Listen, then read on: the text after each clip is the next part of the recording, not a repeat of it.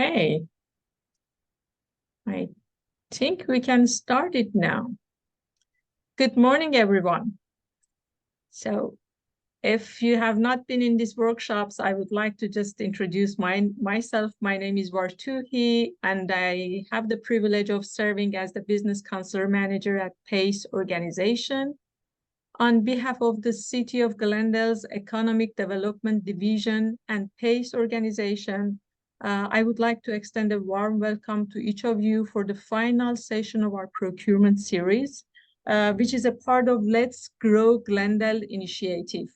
I want to also thank you once again, the City of Glendale, for this partnership opportunity. So today, we are excited to bring you the RFP review and proposal session. Just as in our previous sessions, this segment will be presented by my colleague, Andrew Barrera, our procurement relationship manager, who has a wealth of experience and knowledge in this field. I encourage you to write your questions using the Q&A feature or chat box, and we will address them at the end of the presentation. I would like to also mention that at PACE Business Development Center, we assist small businesses. So if you have any query or need help, then feel free to contact us. I will share our contact details in the chat. So without further ado, I'd like to hand this stage over to my colleague, Andrew. Andrew, it's all yours. Thank you. Okay, great. Right, I'd like to welcome everybody here to this special program offered through the City of Glendale. Just know that PACE stands for the Pacific Asian Consortium and Employment.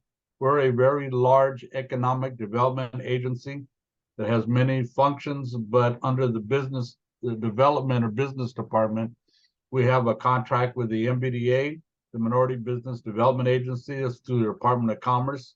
We also have a contract with the state of California through the Governor's Office of Business and Economic Development.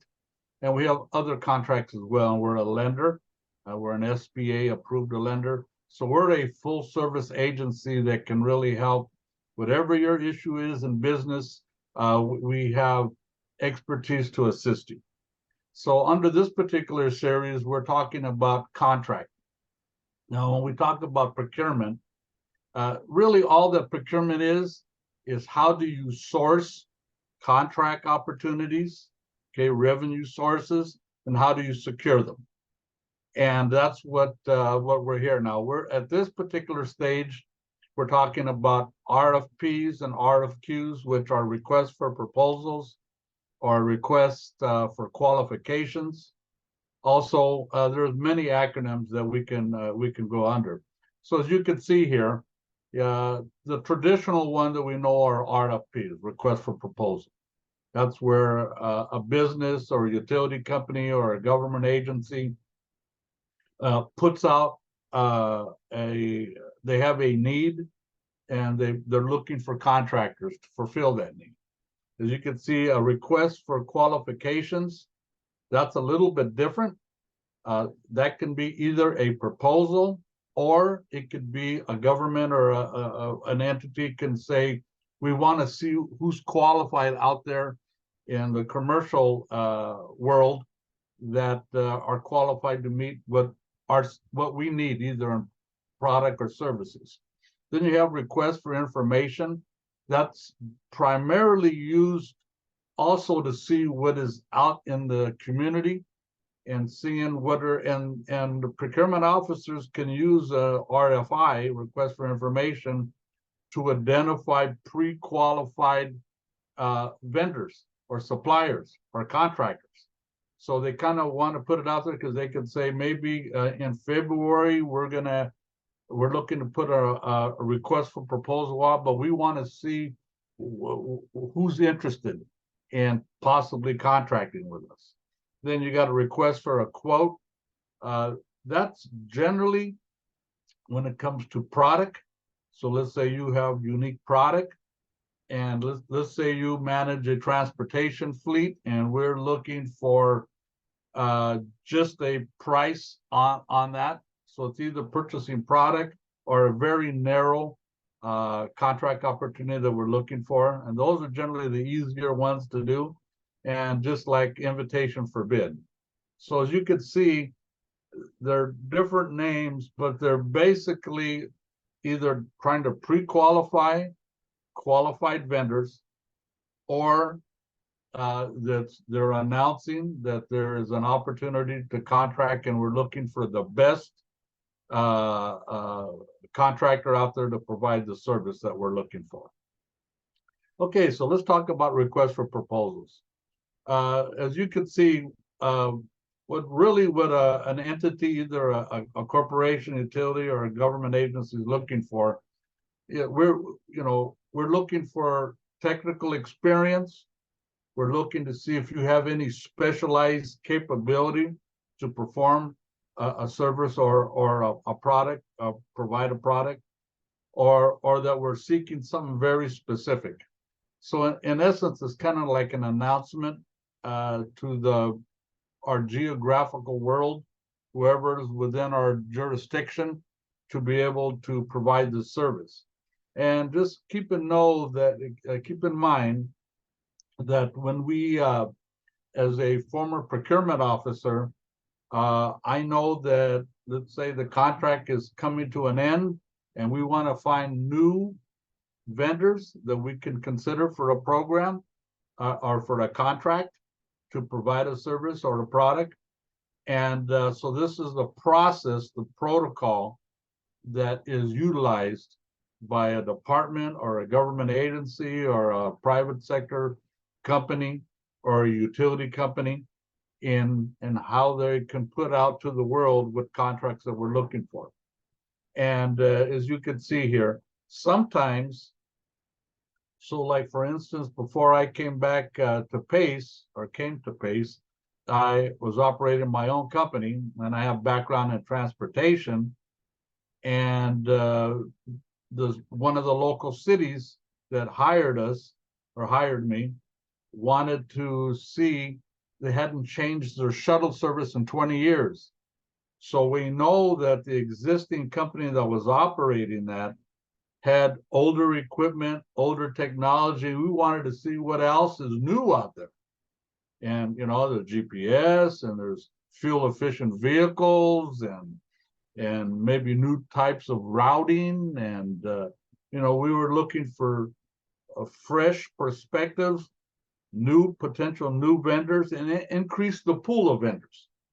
And so it's often used as a tool to see where has the technology gone, and trying to find things that are more efficient and cost effective, and that can provide the service that we need, either for our constituencies or our client base or our workforce, whatever the particular need is. Okay.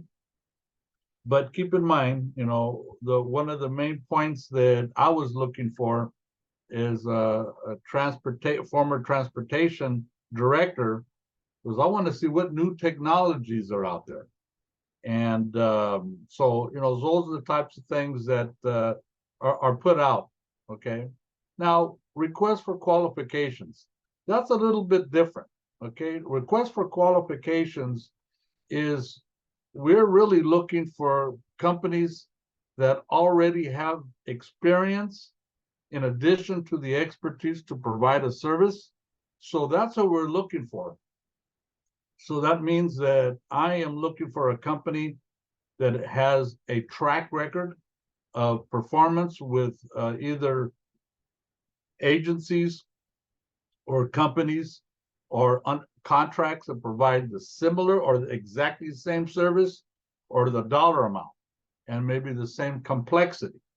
So request for qualifications is kind of pushing through some of the startups and the ones that are not quite ready yet to land the type of contract that we're willing to provide.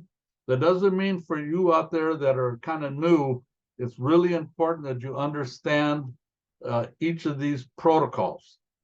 And so, but frequently, we put out a request for qualifications when we were looking for a shuttle service, and new technologies. So we really wanted to increase the pool of vendors, because the more vendors that are involved, we have new fresh perspectives, we got new technologies, we got new ways of doing things. You can be more efficient, you can have a higher quality cutting edge product. So that's the kind of thing that we're looking for. We're not looking for the same old thing. Okay, the same old thing will guide us and fundamentally what we need. But in your company, if we want to make sure that you're cutting edge, that remember, I'm looking for you as the expert. I'm not the expert. I know what I need as a, I know that I got to move, let's just say 1 million people a year, but all I know is the old way based on the past contractor, and I'm looking for new ways, new methodologies, more efficient ways, more cost efficient. Okay. And another real important thing is we're seeing a generation of change where, I represent the baby boomers, and I even have some folks that are a little older than me. I don't know what they're called, octogenarians possibly. And so they sometimes are really fixed on how they approach a service. Now, some of them, if they remain cutting edge, then, we're going to go back to them. But I'm looking for new, fresh minds, new perspectives, so for some of you that are a little bit younger, please know that that is actually a benefit and that you bring a new perspective. And I'm looking for that fresh set of eyes and this new way of thinking and performing a service. So that's why it's really critical for you as a business owner that you get that. You realize that that is one of your, makes you stand out. It's a differentiator. And, like what I say is when I have trouble with technology, I go and try to find a younger, smart person to help me, because they grew up around technology and they have a better understanding. And I see great value in that. So when I'm looking at requests for qualifications, those are some of the subtle things that I'm looking for. And those are some of the things that you need to recognize within your own staff and your own abilities that could set you apart and make you more competitive. Now, remember, there's no easy contracts, okay? It's a competitive market, and we want it to be competitive because we want companies to compete and to get to a short list and then find out who's the best value. And best value is not only lowest bid, but experience and methodologies of how to perform. And so those are the types of things that we look for. Okay, so as I was talking about just right now, when I put a RFP out or any of those invitations to bid or request for a quote, I'm really looking for 4 main things, as you can see here. Any unique, do you have your industry evolving? So, so that like the pandemic, the COVID pandemic, it changed, we shut down the economy to a degree, but all of a sudden we started seeing technology, like Zoom here, more technology and web-based and e-commerce, and they were starting to evolve in their expertise and how they reached out and how they took advantage of the technology to reach clients and to provide top quality services. So new methodologies or a specialized product. So if you're providing a product, I was meeting with a client yesterday and they make cabinets, and they did pretty well. They did over $2 million in 2022, but they saw a little bit of a decline this year. So we're trying to figure out, okay, well, what makes you stand out different? And one of the things that we discussed is, are your shutters and cabinets and doors that you make for commercial or residential, are they energy efficient? Are they fire retardant? You know, is your product going to last? You know, and it's designed to protect the home or the office from the elements.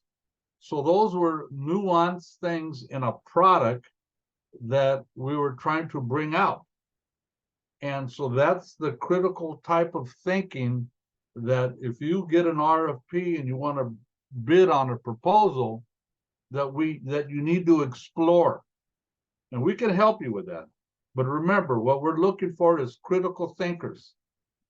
And now it's not only about providing the service or the product, okay, because I'm going to assume you're an expert. But now what we're talking about is business development strategies, your business model. How are you sourcing contracts? You know, and if you're not a good writer, okay, a lot of people like my father was really good as a union carpenter, and he knew how to read blueprints and how to build beautiful things. But we're talking about, how do you source a contract? How do you apply for it? You know, and so RFPs, when we're going to go through that, has a very structured approach. Now, a lot of people get real turned off and they say, oh man, that proposal was 288 pages. That's too much for me. Well, that's not the way to look at it. Okay, we want to look at it, take a hard look, and understand that proposals are made up in sections. And we're going to go through that, what sections you should look at first. And if it looks like something you can do, you're going to get a hold of us, enroll with us, and we can go through the RFP or the RFQ or whatever the document is together and see if it really aligns up with what you can do, what your company does. And we want to pull the trigger, then we can go for it. And what do we need to do? What's the format? Okay. What kind of support documents do I need? What insurance levels? So there's steps. And as long as you attack it like that, realize there's a checklist of things that we need to address. And do we have all of that in our business infrastructure, in our business model? Then we can go for it.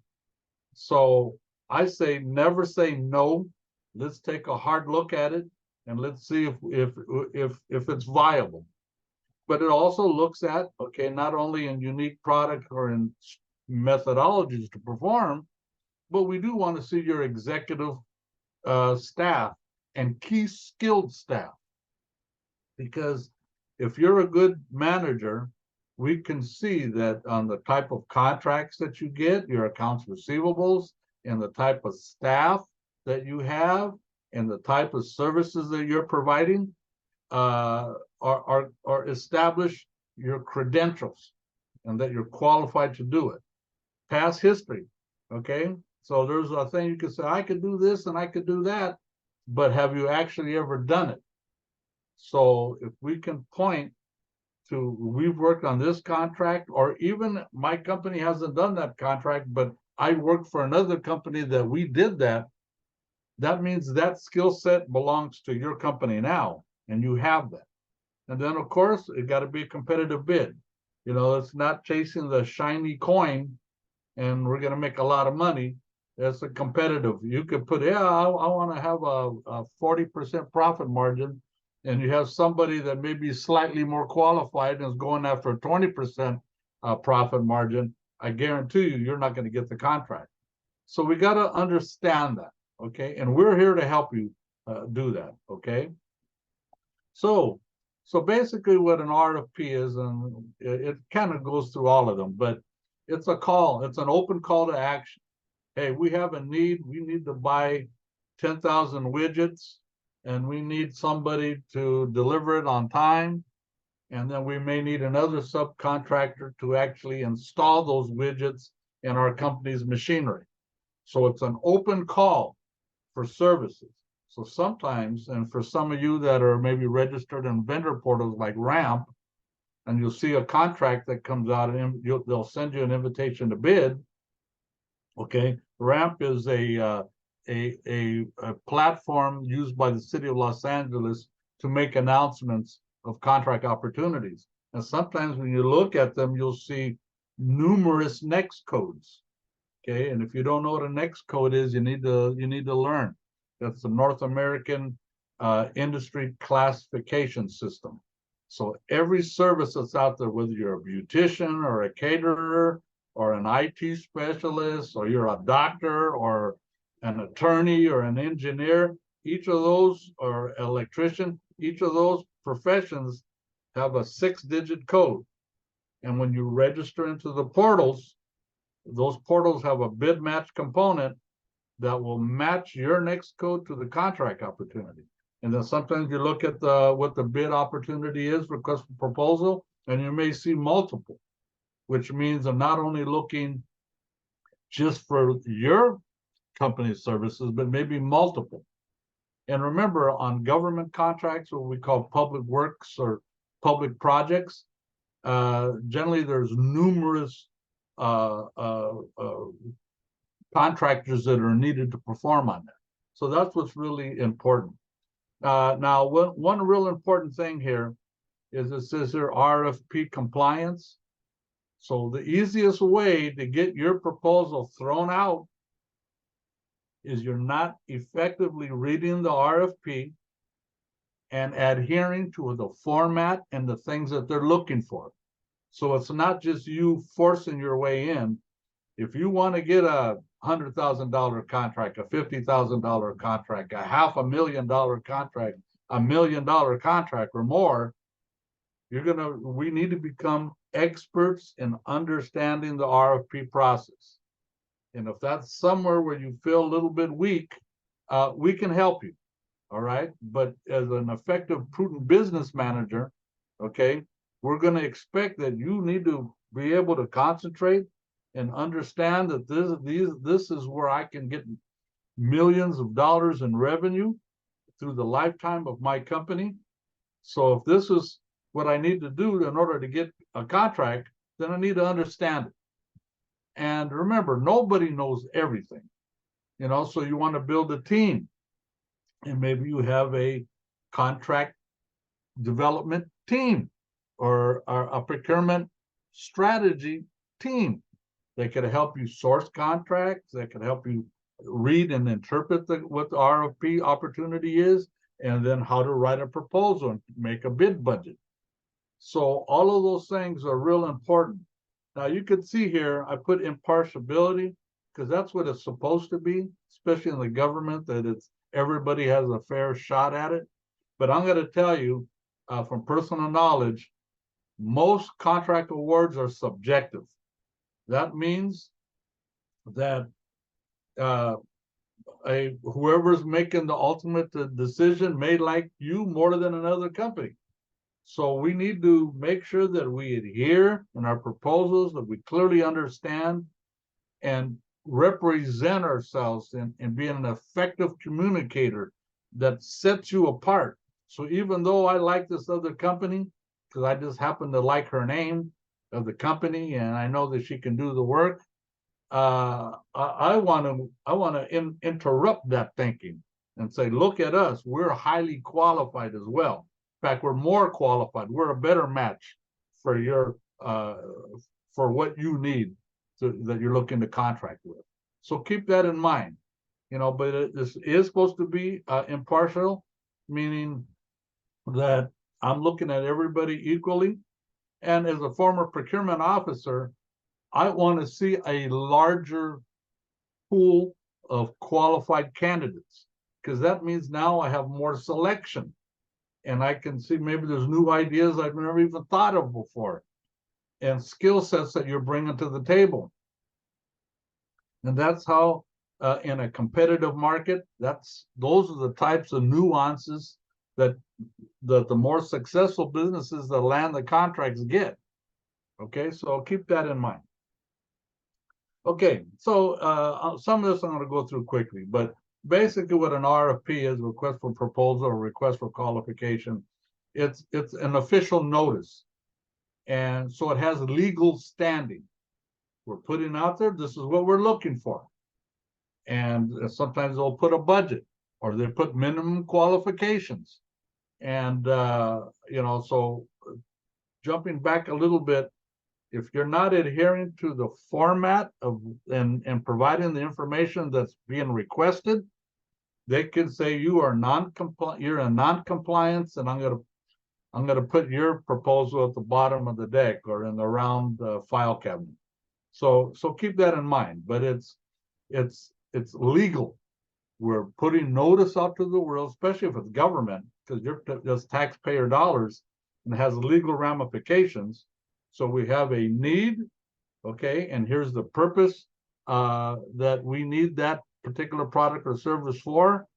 Where the source of the funding is coming through, what important dates. We're releasing this as of today. We're going to have a pre-bidders conference in 2 weeks. We're going to have a question and answer in 3 weeks, and the proposals due in 5 weeks. So those are all very important information and data that are contained in the RFPs and the RFQs and all of those instruments. They're basically what's called a legal instrument of putting notice to the world that this is what we need. And here's our, so some of those big proposals, like 288 pages, 300 pages, a whole section of that is just dedicated to showing that the government agency has the authority to put out bids and that they follow a certain regulatory practice and adherence to. So a big chunk of that proposal, maybe if it's a 300 pager, maybe 100 pages is dedicated just to that. And maybe even a sample contract that could be 30 pages by itself or 50 pages. So just know that those are kind of boilerplate things that establish the authority and the right of that entity to put out a bid. And that's what part of the proposal is. But you can see here, it's a portal publication, so we talked about that. So that'd be like doing business with LA County.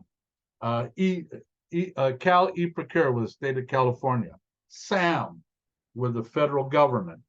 Okay, RAMP with the city of LA. So those are all portals. Planet Bid. Those are all platforms where they put out notice for contract opportunities.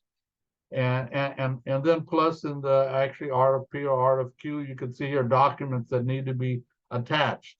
So let's say if you're a construction company and you need to have a $500,000 bond in order to perform on that contract, well, they're going to want to see proof of that.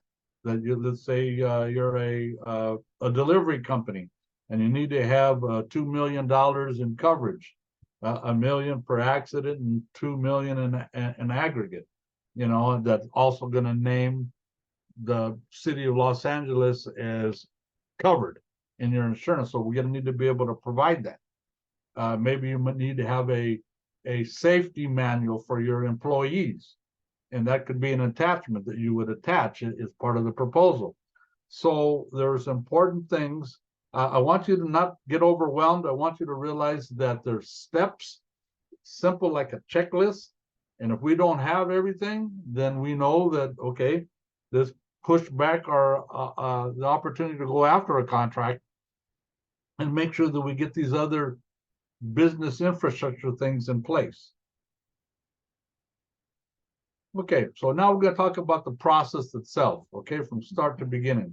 Basically, the buyer, who is the government or the company that's putting out the contract or the utility company, they, let's say every year, come September, they're looking to hire somebody in October or November or December to provide a specialized service or to do delivery or to test their software and their website and guard and cybersecurity protections. So that's an annual contract cycle, depending on the need of the company. And most companies, that's how they operate. Then you have like the emergency. Okay, that's something we want to look at too. But generally, effective, prudent department managers and government agencies and corporations, they have a budget schedule and contract needs where they identify. So you understanding that, okay, that department, so like state of California has 250 departments. Well, let's say the California Lottery, which is one of the departments, they need to hire independent auditors twice a year. And so as an auditor, okay, as a CPR company, we know that that opportunity is going to come up because we're registered in the portal. We've done our research. We know what's coming up. We're going to prepare. So we know that that particular department is looking for that particular type of service.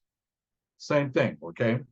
You can see identifies specific products or services that we're looking for.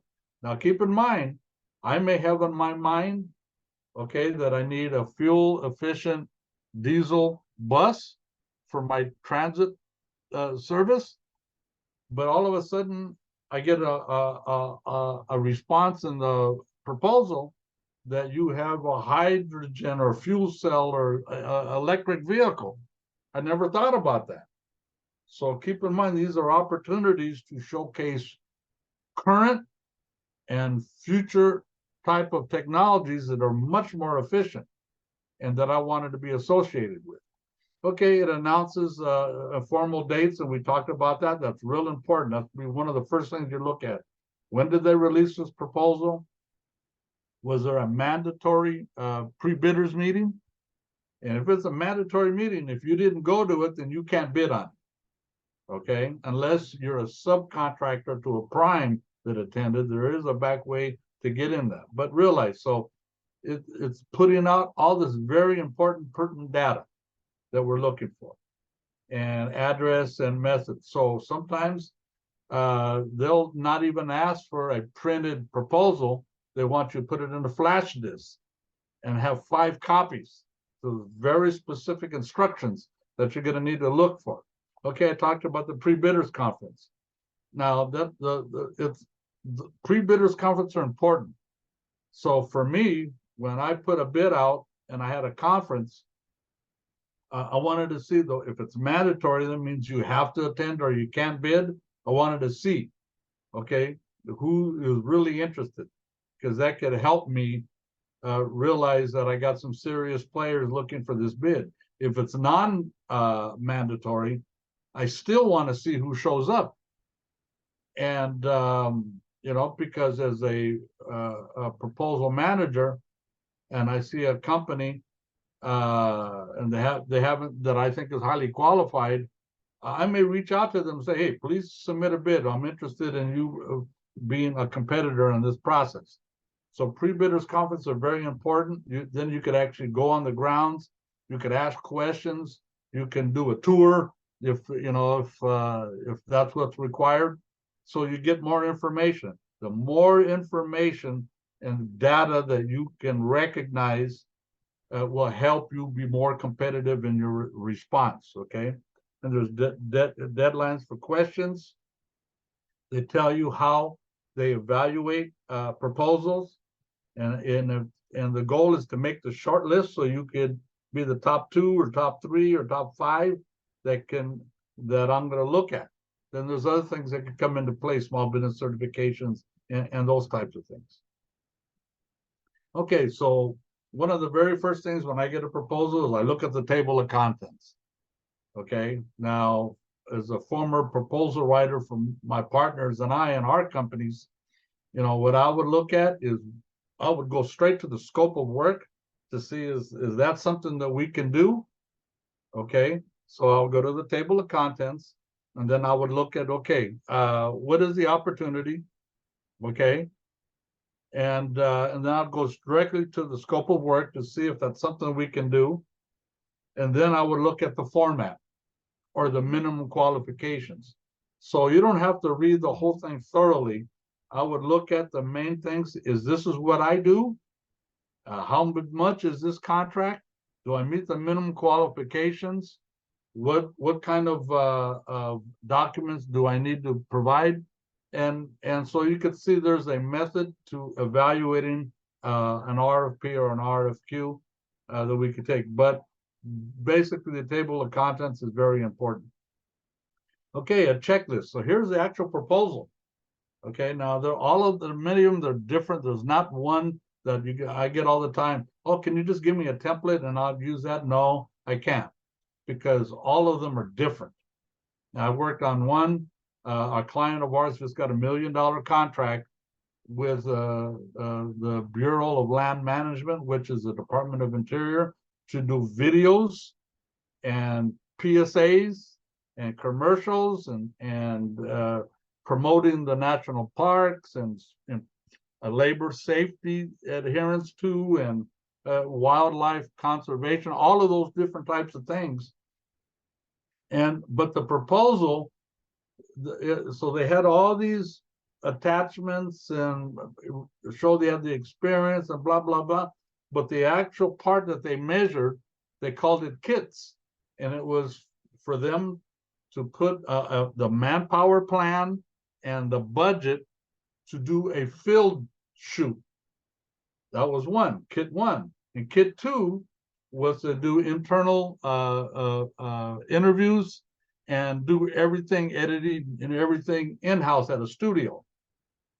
And that's how they did it. So different agencies sometimes will use different things. We just worked on with another client with Park and Recs for the city. And going through the RFP, I realized that that RFP had a bunch of old documents that department still used. And I've seen other departments within the city use more current forms and exhibit attachments. So each one could be different. But generally this is a general summary of what we're looking for. So you're going to have a cover letter. And the cover letter basically is, if we are interested in applying for this bid number, blah, blah, blah, 2574. Okay, we're a company that's been in existence for 5 years. We specialize in providing cybersecurity and web development and software application development. We're explaining who we are, okay? And we're giving them, whoever the reader, official notice that we're applying for this contract and that we're qualified. So, so we want to make sure that we are effective communicators and we understand the different components and what they stand for. So just like in your company, you have a customer comes in, you have somebody that handles the registration of that client, okay? And here's you have somebody, more senior skilled person doing the assessment of exactly how you need to service that client. And then you're going to have performance and quality control and budgeting and invoicing. So those are different components to providing a service. Same thing with a bid proposal. And if I see you're really weak in a bid proposal, I don't know how you're going to expect to get a contract, because I'm going to say, this person is not very impressive. Yeah, and the reality is you could be the best there is out there to provide the service. But I'm looking for the holistic person and company that you could not only provide the service at a high level, but you're an effective business manager that understands that we need to comply in order to get the contract. And here's the different components. So cover letter, okay, a description of your organization. Do you have a unique approach to providing that service or that product? Okay, what is your experience and qualifications? So sometimes as a proposal writer, I may only look at your past experience and qualifications and your key staff and your budget. That might be the only two things that are really important to me. So we need to understand that each of these categories, and depending on who the contract administrator or proposal administrator is, that you're adhering to a high degree of expertise in answering this. And we will help you, okay? Resumes, the cost proposal. So keep in mind, it's not always lowest bid. it's best value. So it's a low bid with a highly qualified production, okay, of service. Then there's appendix, and if you miss an attachment, then that could be the difference. And we had a client that turned in to LA Housing, and their proposal writer forgot to include a certain requirement in the attachments, and they didn't get the contract. So we want to make sure we have a checklist and we're being thorough, because I want to do business with a critical thinker that understands here's the protocol and understands each steps and provides me with the information, versus somebody that's a little bit sloppy or missed something. And so, so that's the type of nuance that I'm looking for. Okay, the cover letter. Okay, we kind of talked about that a little bit. We want to have it on an official letterhead of your company. Okay, and remember, anything that comes from your company needs to be of the highest quality standard. We don't want to be seen as sloppy thinkers or just good enough. We want anything that comes out of your company to be high definition, accurate, answering the question specifically that I'm looking for, that's providing the information that I'm looking for. So you can see here, official letterhead, executed by the person that's authorized to bind your company in a contract. That's what I want to see. Okay, identifies the proposal, your corporate structure. Okay, maybe I'm looking for a corporation, not a sole proprietor. Even though a sole proprietor might be able to do the contract, if I know that you have a team and you have a staff that's multi-department level, that might be the difference of how I want to give that contract out. I want to understand that. Place of business. Some contracts have a local preference. I want to give a contract to somebody within LA County because that's my service area. So that's sometimes it's important where you reside. Okay. We can make mention to our overall experience and capabilities in the cover letter. So we're giving them notice right up front. You're covering all the bases. Now I'm interested. Now I'm going to take a deep dive in your proposal. Now I should be looking at your proposal anyways, whether this cover letter was sloppy, because I have a responsibility to try to find the best candidate for the agency that I'm securing contracts and proposals from. But just know that, okay? So we want to make sure that it's first introduction, first impressions mean a lot, and same thing here. Okay, so in the proposal itself, so we're going to talk about what your company is, who your company is, okay? And that we're giving them the buyer official notice we're submitting a proposal. Okay, this is who we are. So if you're looking to do an IT contract, well, we're not going to put a bunch of stuff about our sales. We want to show more about our technical abilities and to service the specific request. So we need to make sure that we're matching what they're looking for with what we provide. Okay, and then company's performance history. There is no substitute for actually doing the job in the past.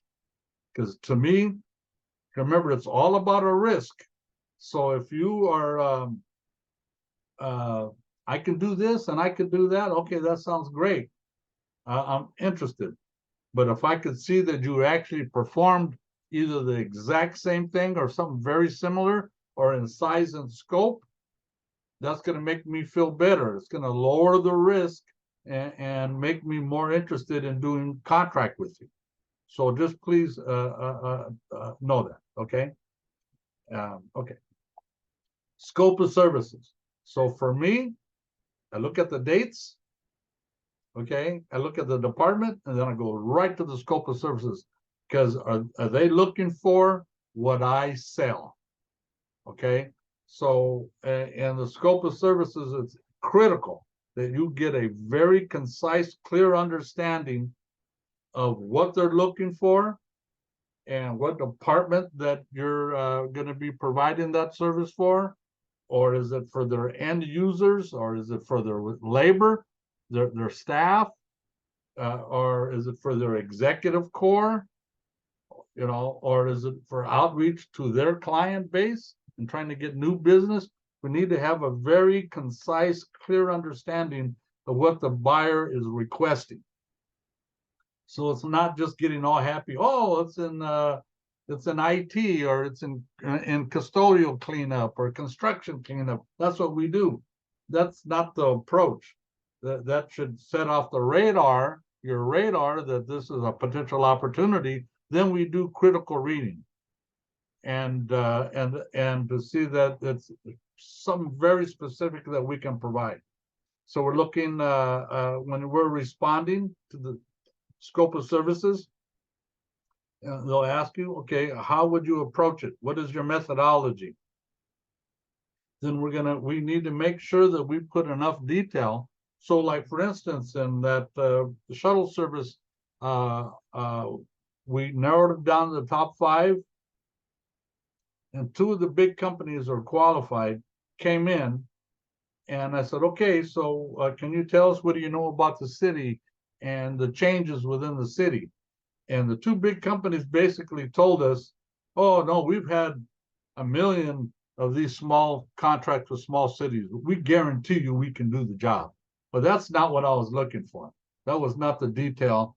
They were kind of I felt like they were taking us for granted because we were a smaller city. Versus some of the other interviewees says, well, we know now that you got the blue line and the green line is there within the city. We know that the number of schools have tripled. We know that the population that rides buses have increased because the older population has increased and there's more senior citizens use. Those are very new details that we were looking for. So that is the difference between getting a contract and not. A clear understanding of what they're looking for and matching what you can provide in detail to what they're looking for.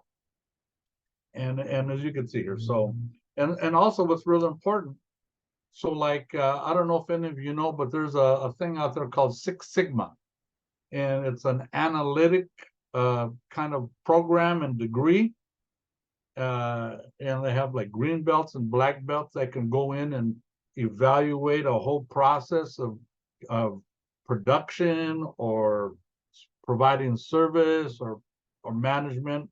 Anyway, so I worked with a client, and one of them had a Six Sigma employee, and he didn't even put that in the proposal.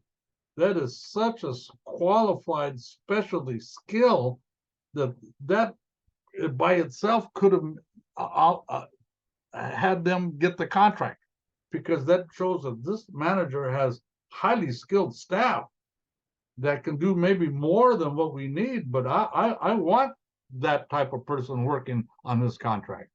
And you can see here also state-of-the-art technologies. Okay, so now we were talking about all the things that we can do. Okay, but now we're actually looking for the experience.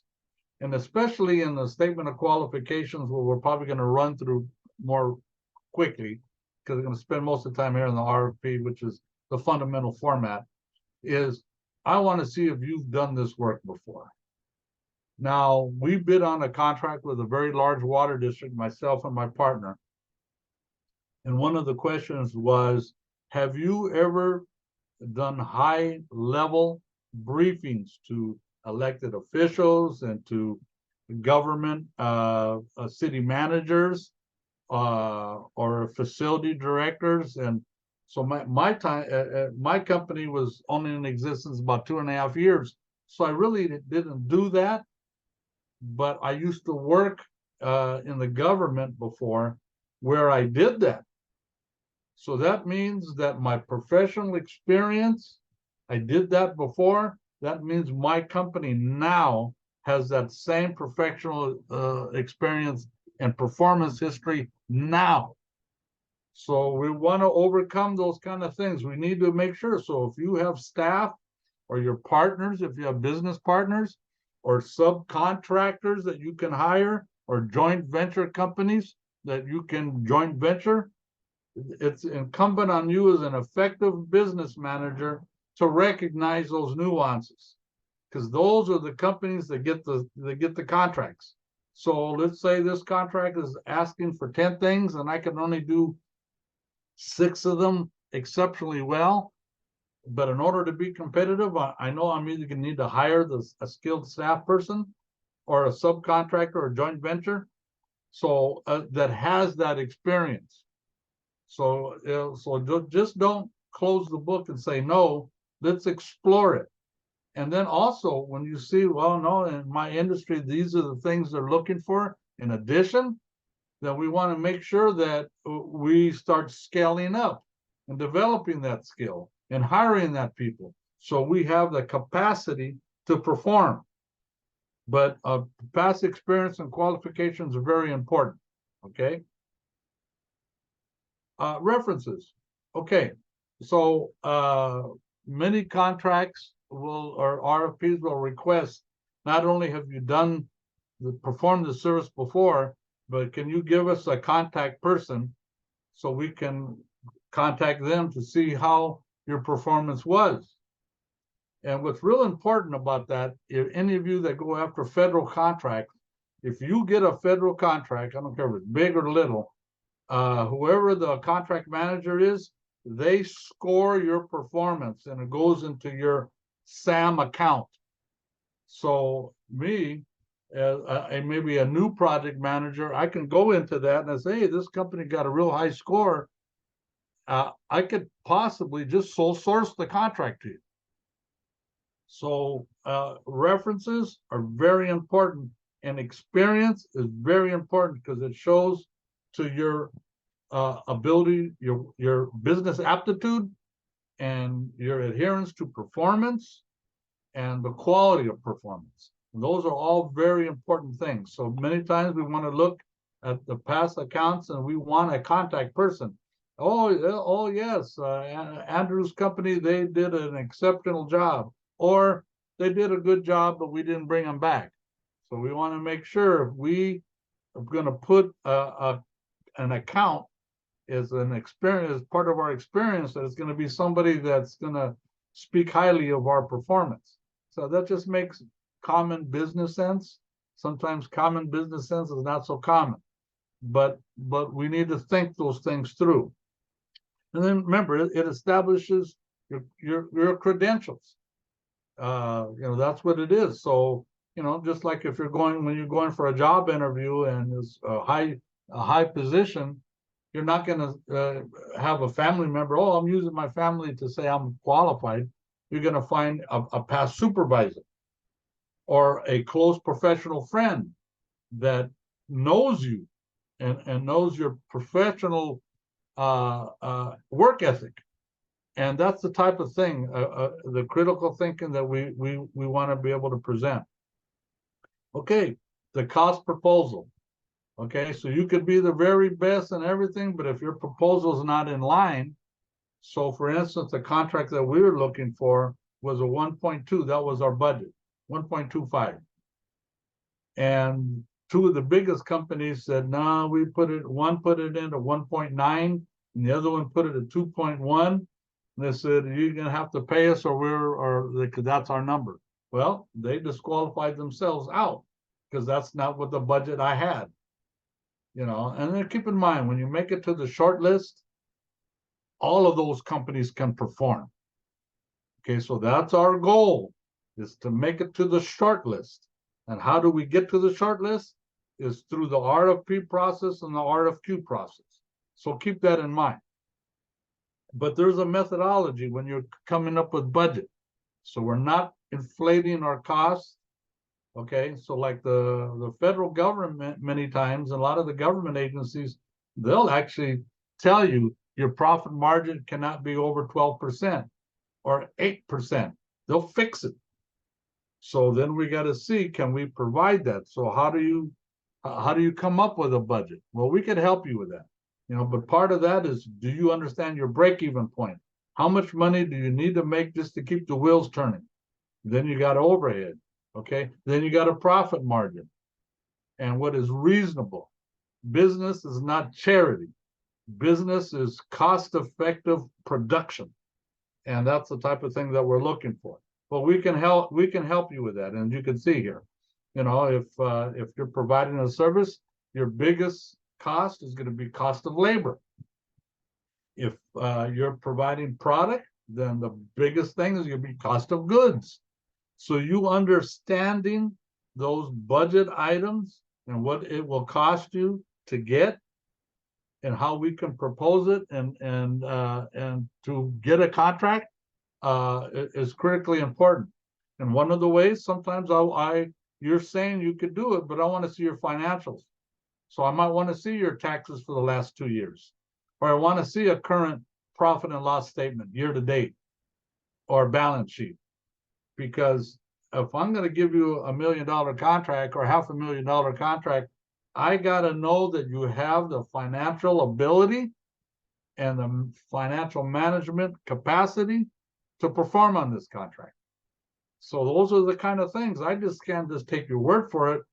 I have a fiduciary duty to protect the government agency that I work for, or for the company that I'm finding the lowest risk, highest qualified contractor to perform.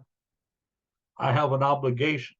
And these are when I'm vetting out the clients, those are the kinds of things that I'm looking for. Okay, the other part is we had talked about it. There's a lot of records.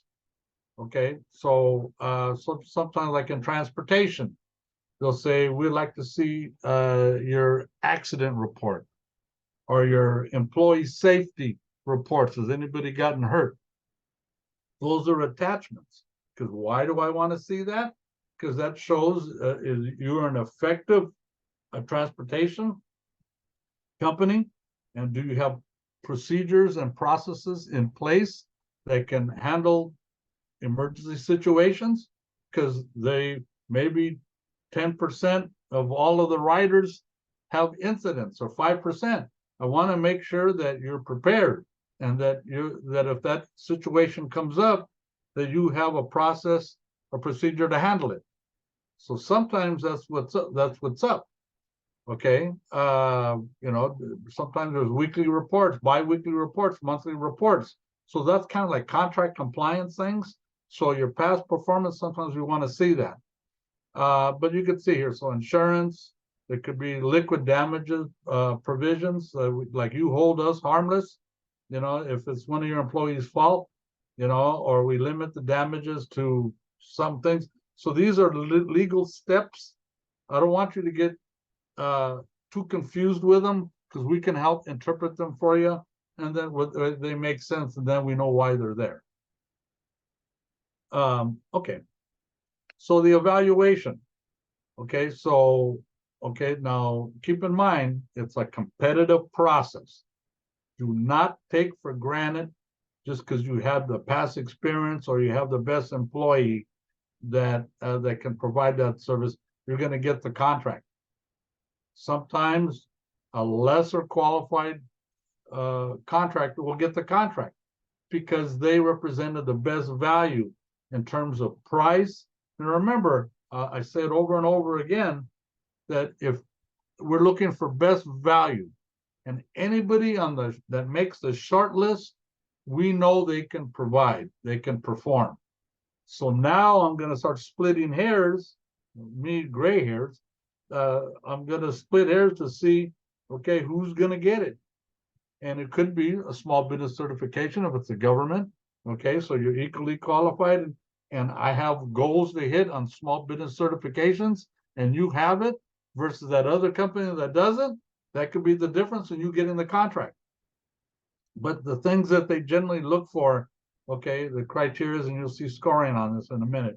I want to see that you're financially stable. Because keep in mind, if you get a government contract or any big contract, you're probably not going to get paid for probably 60 days, 45.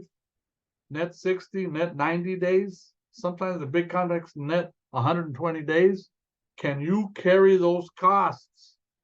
Can you afford to pay your insurance? Can you keep your fleet functional? Can you pay all your staff until you get paid? I need to know that. So if you can't, well, I really like you. I'd like to give the contract, but you're not showing me that you have the financial stability to perform. So that's why a lot of times when you get contracts and you start making money, you're putting money in reserves, retained earnings. You're putting money in reserves just in case something happens. You have a pot of money, of revenue to cover those costs till you get paid. So financial stability is important. So I'm really telling you how a proposal manager, okay, is looking at your proposal, the things, the information that I got to get out, so that mitigates the risk and that makes you the most qualified individual that I want to do business with. Experience. There's no substitute for experience. If you've done it versus that other person that maybe did it part-time and you've done it already 3-4 years in a row, that's a major point getter for me. Qualifications of the firm. Okay, well, you have a contractor's license. You have a low voltage electrical engineering license. Qualifications, you're bonded, your insurance, you have all the certifications that you need that are specific to your industry. So the qualifications of the firm, because that goes to effective business management. And that's an effective business manager that has all those things in place. And that's who I want to do business with, not somebody that's scrambling. So if we don't have that right now, then we know that we're going to probably put off 3 months. I want you to look at and organizing in terms of quarters, and then we're going to start building that capacity so we can start bidding on contracts. Technical competency. You know, are you cutting edge in your industry? You know, you'll hear me say this in my other workshops. Is you know, is the school that I was grown up in, the older school, old school, is if it ain't broke, don't fix it. But that's just going to leave you behind, because technology and new, fresh, young, bright minds are coming to the market with new ideas and new technologies and more cost-efficient ways of performing that are better for me, that are safer, that are eco-friendly, all those new nuances. So the technical competency is a main thing. So for me, that was probably the most important. But when I was looking at proposals, and then you have a personnel management program. So is your team functioning as an effective team where you have qualified labor, you have managers, on-site managers, you have executive core? I want to look at all that. I want to see how it's structured. You have AR, excuse me. Do you have HR? Okay. How's your payroll? Are you meeting payroll? So, you know, have you done prevailing wage? You know, those are larger projects, you know, and where you're paying higher wages because it's required in the contract. And then obviously the cost, your budget, that is competitive. As you can see here, here's an actual criteria of a contract. So this is how they scored it. So they had the personnel. Wow, 25%. That was the highest. Experience and qualified personnel. Financial ability, 15%. Qualifications, 50%. Quality of service delivery. You're smooth and on time. You don't make mistakes and have to go back and perform again. Reporting, contract compliance. You're making the job easier for me. You're performing. You're turning all your reports on time. That makes it easier for me. That's a sophisticated mind, business manager. And cost. Okay, so you can see experience and cost are the two major, the biggest categories. So just know that that's how they evaluate it. So it may be worth your time to look at how they're evaluating the proposals. So the goal is to make the short list. Okay, give me just a minute here. Okay, we want to make the short list. Okay, so if you make the short list, okay, that's what we want. Because you can make the short list and either they can bring you in for an interview, or you know that you're that small group that's being considered. But that's the goal, is to get to the short list, and you'll generally will get a letter.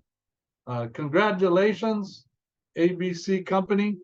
After a thorough review of all the proposals, we feel that you are one of the higher qualified candidates, and we would like to give you notice that you're in that top 3 or top 2 or top 5 candidates for consideration. We had a client with the housing authority that there was 21 contractors, and he made it to the top 8, and that was their short list, which is kind of big, a little unusual. But that meant if there was 8 top finalists, that means everybody was pretty qualified. And so they couldn't eliminate 8 of them and bring it down to 5 or top 3. So those are the kind of, in the evaluation, that's behind the scenes what they're looking for. But that's what our goal. So sometimes when you make the short list, they'll say, okay, because you made the short list, we want to know, do you have the capacity to also perform in Ventura County? Because next year we're looking at expanding. So are you capable of providing the same service at another location in addition? So that's an inquiry, because myself, as the department manager, I know you're part of the short list, okay? And I know that come next year, 2024, we're going to expand a new market. So I want to know, are you capable of handling this contract, going another? But remember, the flip side of that coin is that maybe I'm going to give it to this company, but if I realize this other company can also do it, and they're capable of doing it in Ventura County, I'm going to keep you on the top of my list. And especially if it's private sector, I might be able to sole source you the contract. Don't even have to go to bid, because we already did this process. So keep in mind, making the short list is very, very important. And also, if the contract that I ultimately contractor choose and they can't perform, I'm going to go to the next one up, next person up to perform. So it's real important that we understand the value of making the short list. And then keep in mind, we want to ultimately get an interview. And if you make it to shortlist where you're going to get an interview, you got to come in and we'll prep you for the interview. Okay. I remember when we were doing the interview of those 5 companies that made the short list on that transportation contract. One of the companies came in and they brought way too many people. Okay, they brought like 12 people, and they were insistent in making their presentation instead of answering my questions. And our city manager and the facility manager. And so you got to prepare for the interview, and you have a team, the most effective presenters of your company, and maybe you have each member handle a specific category, and that means you're well prepared. Because if I'm going to give you $500,000 contract, in this case a $1.2 million contract, I really wanted you to be prepared and bring your best people, and personality and dress and presentation, all of that is important as well. If you go and you're sloppy and you have your shirt isn't ironed, and that kind of shows a little bit of disrespect to me as the interviewer. Okay, so like when we go to a job interview, we basically wear a tie or a business suit, or unless they tell us to be business casual, and even then in business casual, I want to be presentable. And same thing with the interview if you get a contract opportunity. Okay, the interview itself. Okay, so you can see here, you basically don't want to have more than 5 people.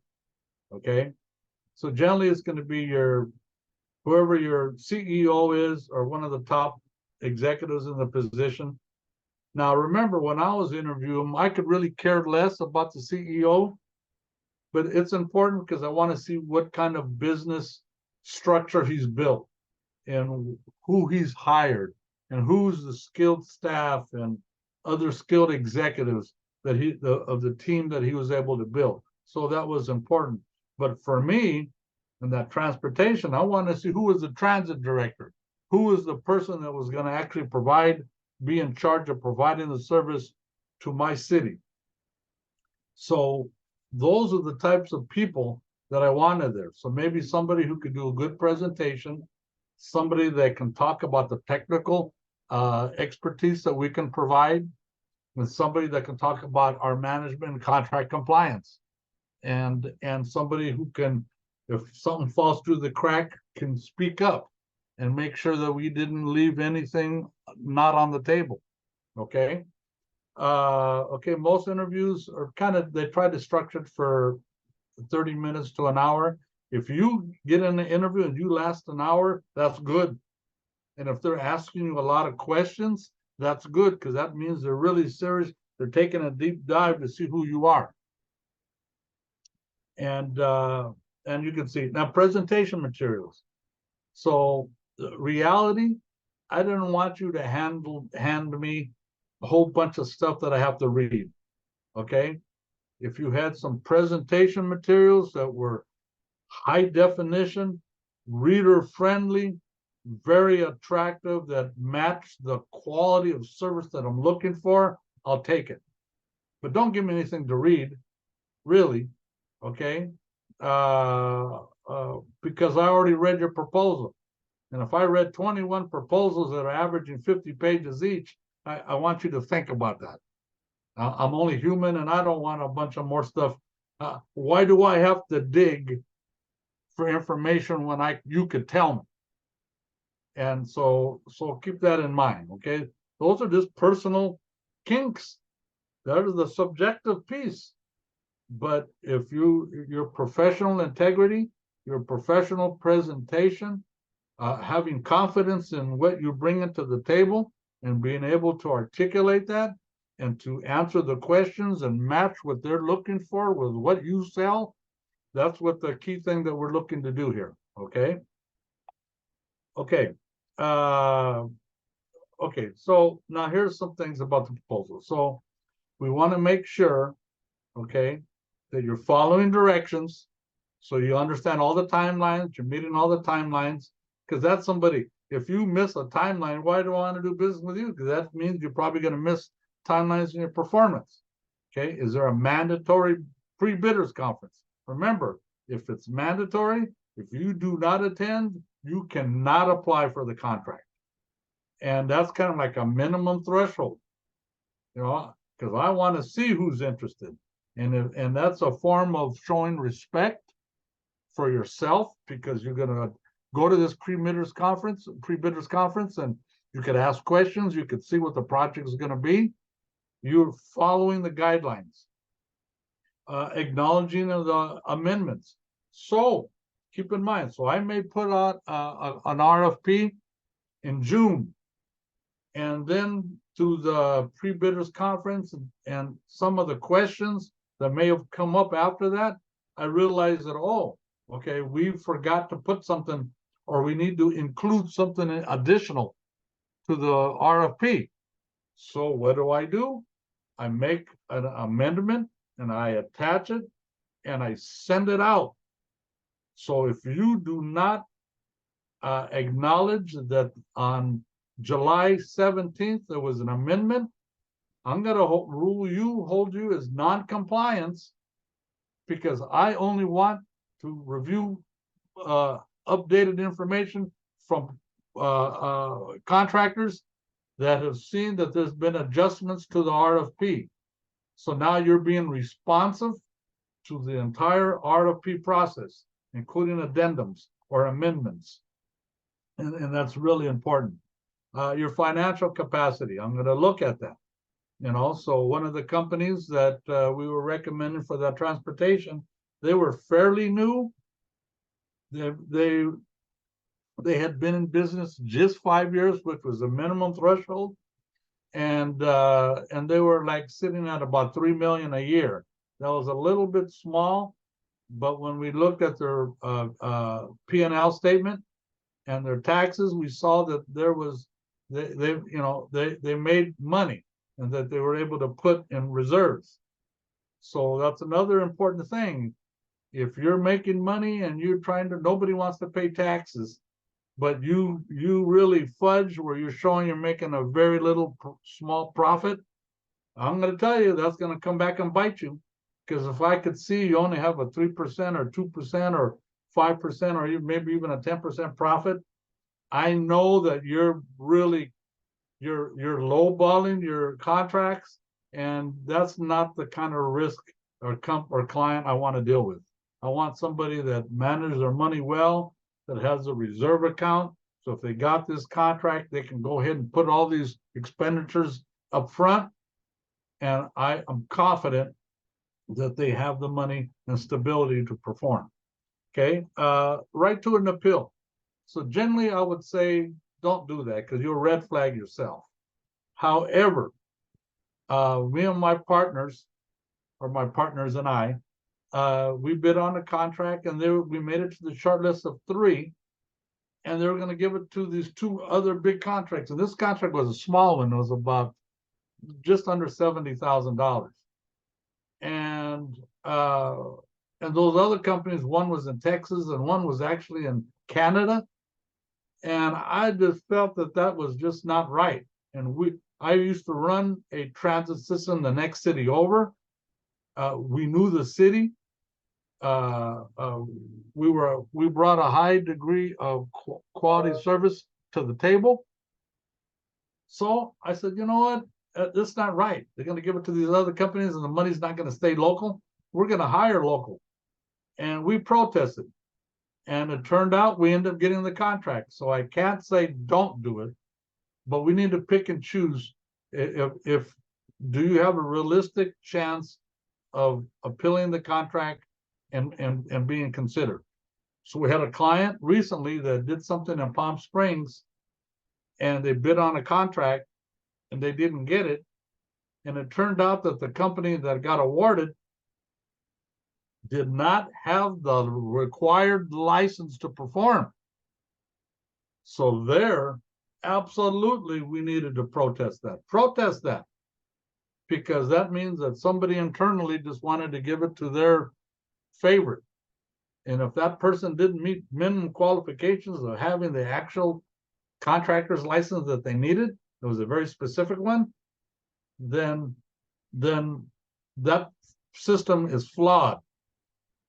The process is flawed. So that's when you do it. But generally, if you protest, you're gonna kind of red flag yourself, especially if there's an opportunity that you can go back and get a contract later with them. So we have to really think about that, okay? And then you can see here, there's compliance with laws and regulatories. So remember, a contract is a legal document. It's a legal agreement. So we need to know that. So generally, when it comes to the government, they need to establish that they have the regulatory authority to put contracts out there, and you'll see that that will come in the final agreements.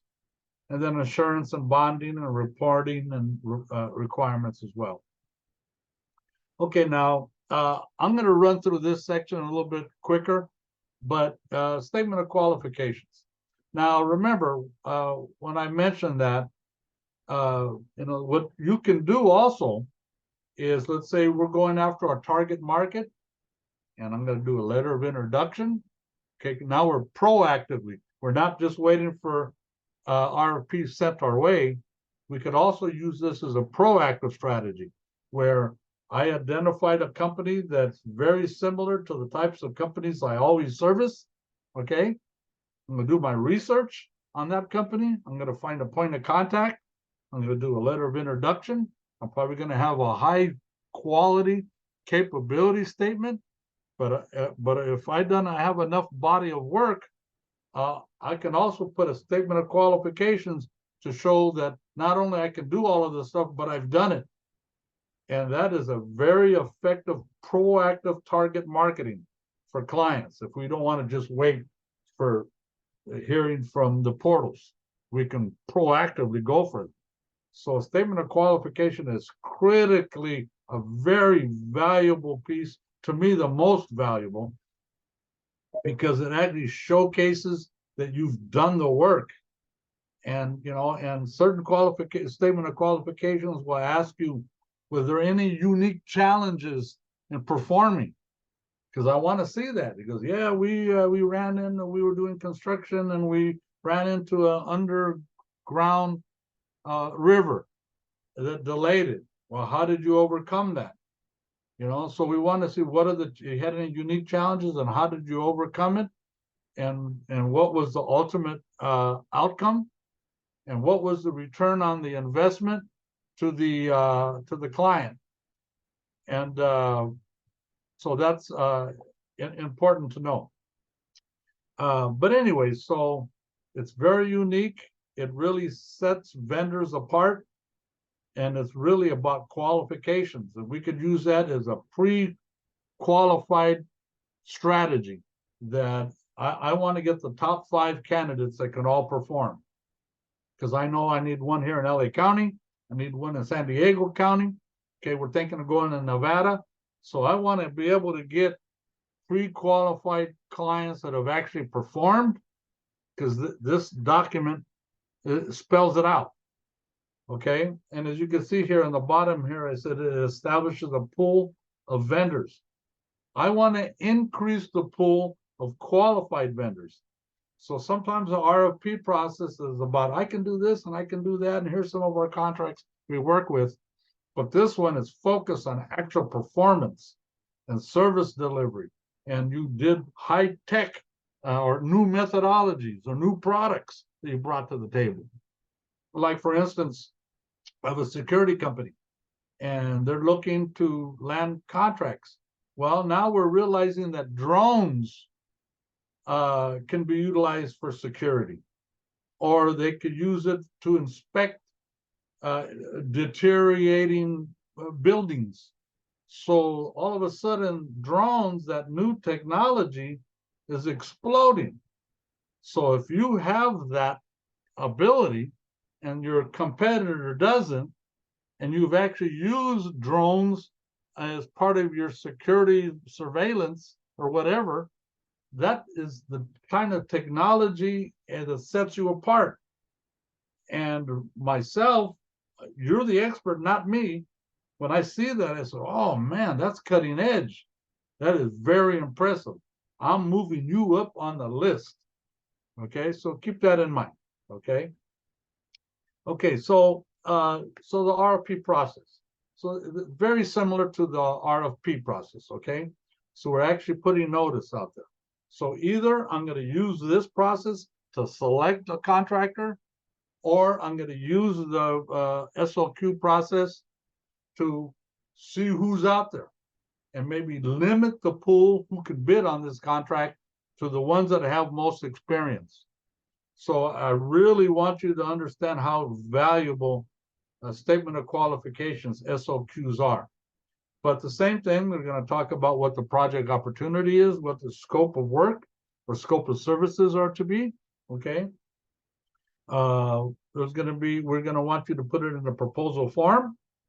Okay, there's going to be a certain evaluation process, very similar, okay, to the RFP. So let's say when I'm looking at experience, because this is all about experience, statement of qualifications, I'm looking for minimum 5 years.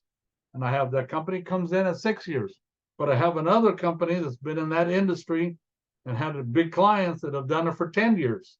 Well, I'm going to tell you, I'm going to start leaning towards the 10-year qualifications, because they have a longer established performance history of providing quality services. So keep that in mind. Okay, doesn't mean that we can't overcome those challenges, but just keep that in mind, because that's the rule of thumb. and don't count yourself out. Let's take a crack at it. Okay, but as you can see here, and then I'm looking to get to the qualified vendor list. And from that list, I'm going to award the contract, which I had just mentioned.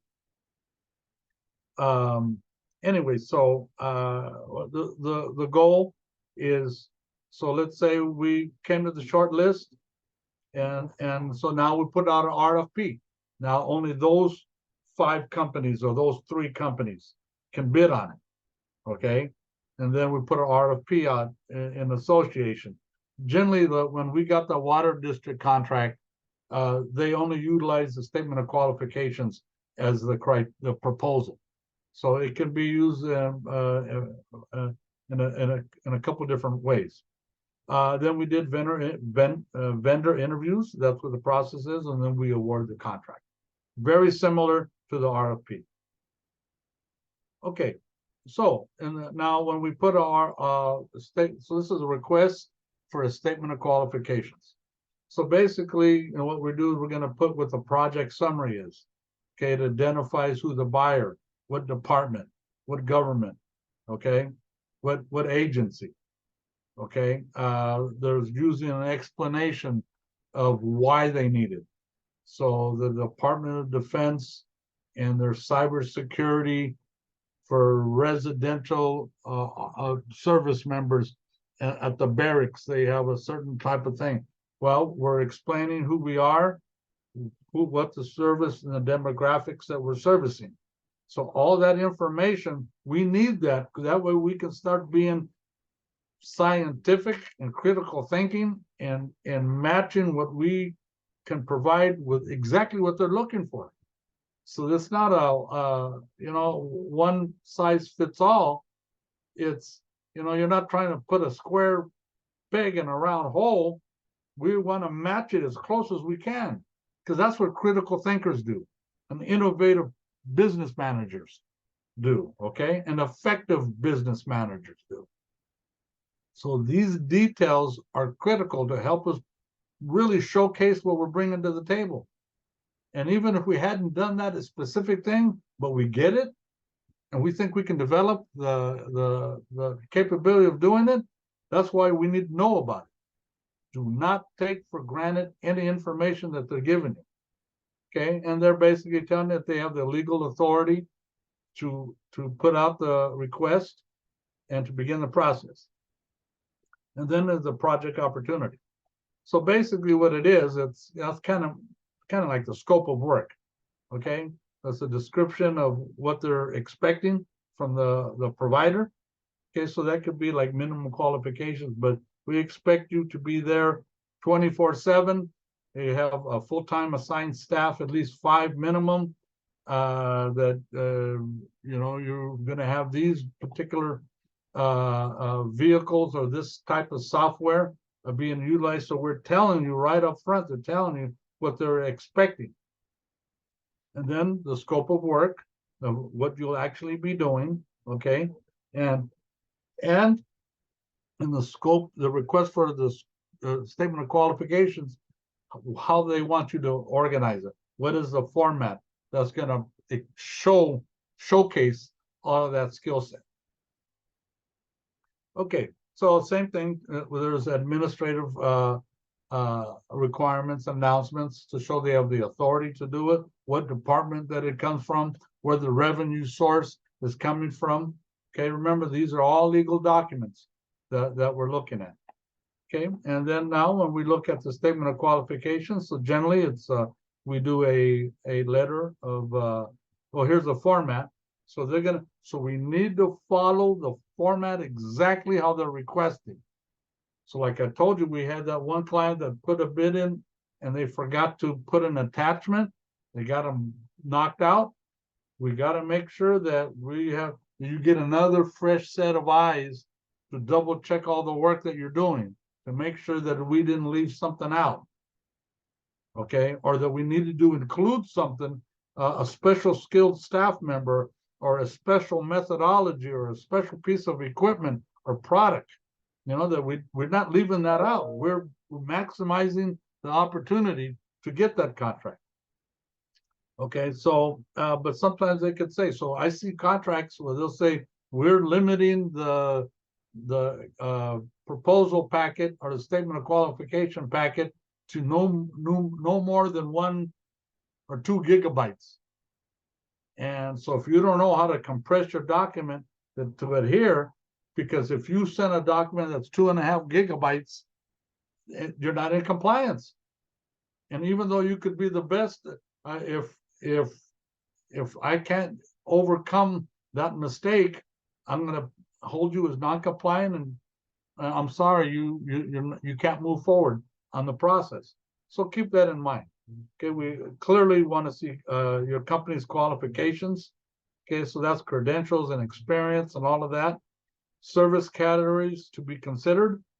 So if I'm asking you to do landscaping and using eco-friendly products, I want to see that you have a department that does it. I would like to see your suppliers and what type of supplies that you're purchasing, and that they're adhering to what I'm looking for, because those are specific categories that I'm looking for to score you on. And so we want to make sure that we're adhering, we recognize it, and we're addressing it.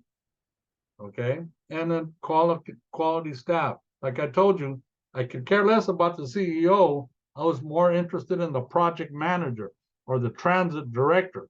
That's because that was who's going to be working and providing the service to me. So skilled staff, or are critically important. Cover letter is going to be basically the same thing as the request for proposal. Letterhead, authorized by a person that can bind your company to a contract. We want to know about your corporate structure, where you're in business. So if you're in business, like I have a client, and she's always, I hope she's not on here, she's always trying to get business in Sacramento, and she's here located in LA. I'm telling her, I'm going to tell you, even though we could use technology, part of this contract is you physically being there. And when I look at it and I see you got to travel, and that's going to be extra expense and time, and you're not going to be as accessible as I need to know that you're local. So, those are all considerations that a prudent proposal manager or a contract manager is looking for. And remember, addendums, amendments and addendums, you need to keep track of them. And so we were working on that one proposal, and I knew there was 3 addendums, and then it turns out there was 5. And so when I finally got access to the portal, I said, look, man, we would have turned this thing in. Now we're still waiting to hear, but you only acknowledged 3 addendums. So the other 2, which were critical, okay, that could disqualify you. So we caught that. So it's always good to have a new, fresh set of eyes to go over everything, to make sure we're adhering to the formatting and to the entire protocol process. And that's critically important.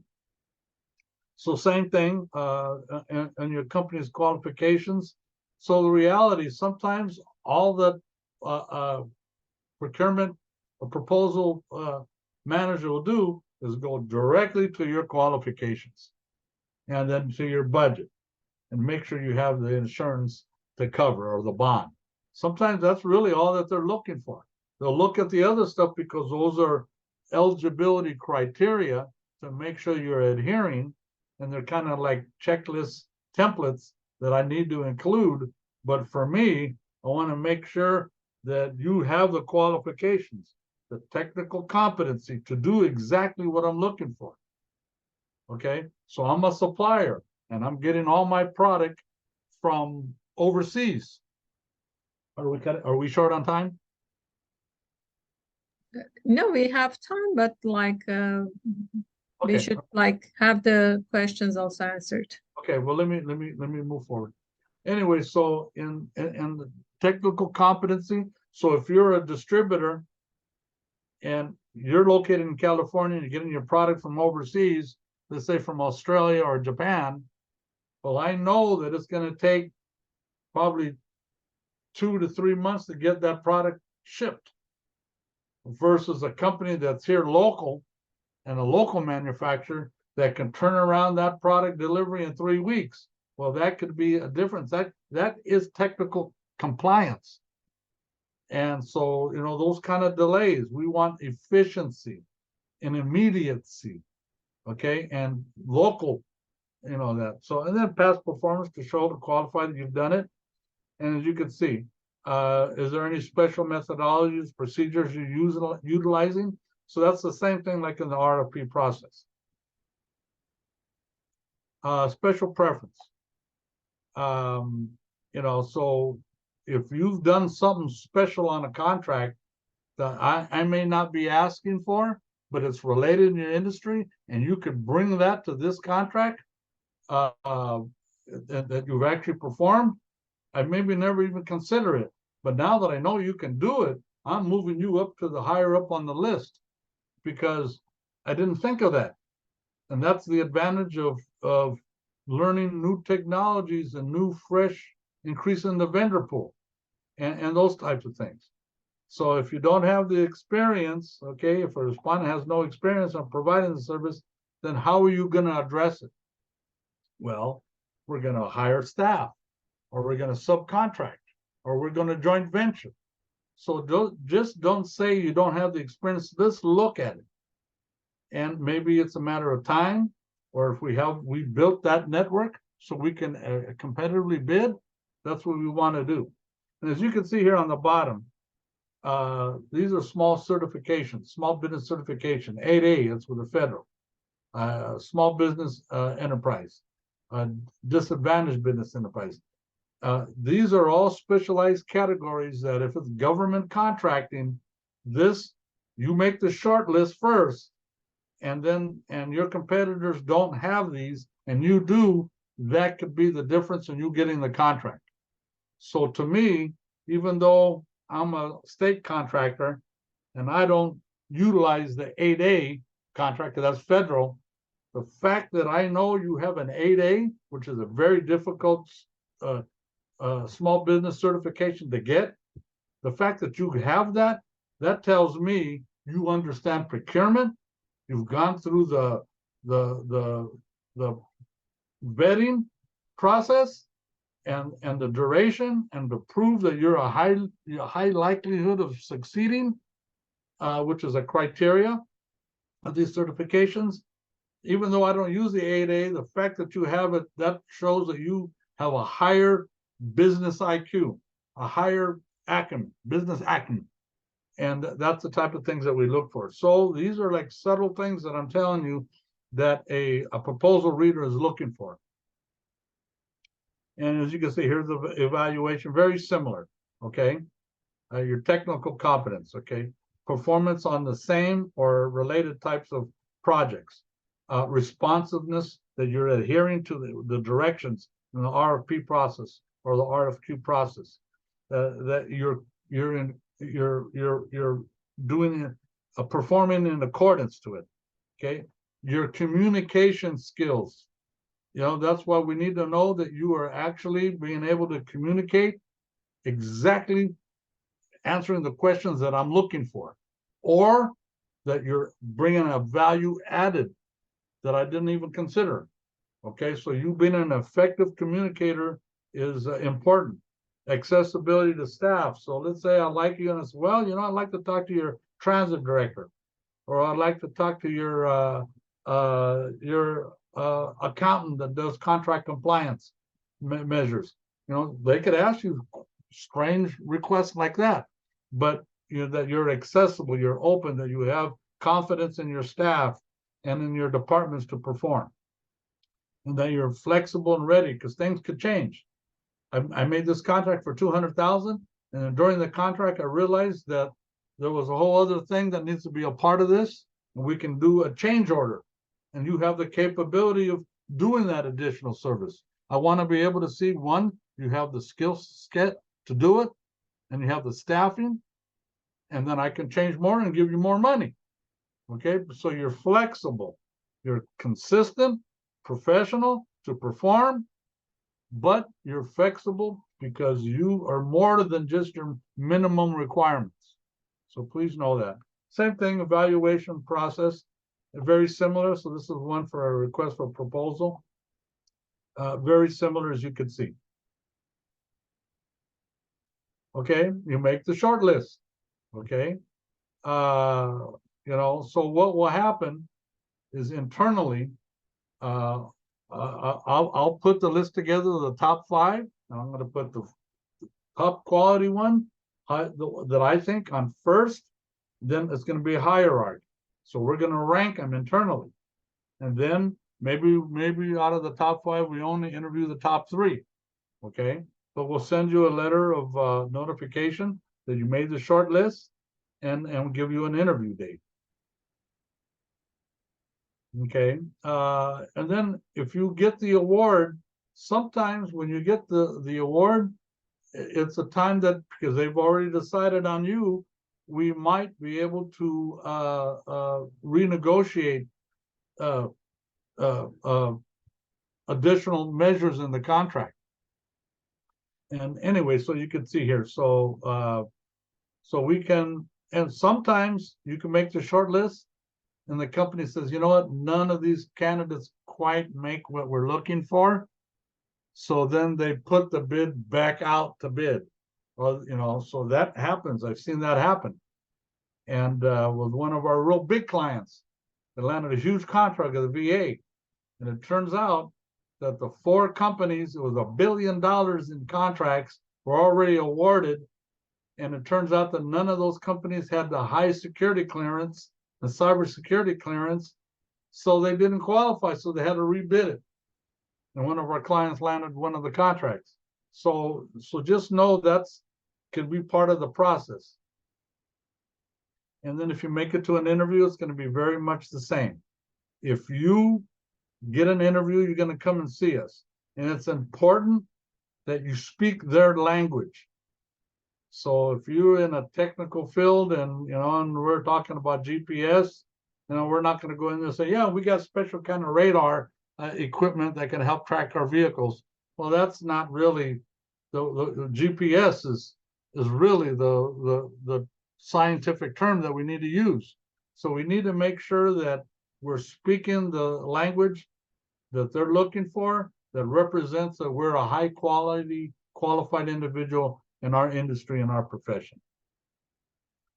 And then you get the contract award, and we can renegotiate maybe opportunities, or we could see what additional requirements are needed. And that'll be the time that triggers that we need to go get that higher insurance, or we need to get that corporate bond, or there's something special that we need to do, that now we need to buy vehicles, or need to buy the software, or we're going to need to hire these additional staff members, or I need to actually execute the subcontract with my subcontractor. And so those are types of things that are involved. So that in essence is the workshop. I just want you to understand that this process is how we're going to source contracts and get revenues. And you can see it's methodical, and it's designed to weed out the lesser qualified and to zoom in the higher qualified and to get to the short list. And so it's important for you to understand all these elements and these nuances that really showcase your expertise and your ability to perform. And that's what this is for. So if you take this process for granted, I guarantee you're going to have great difficulty securing a contract.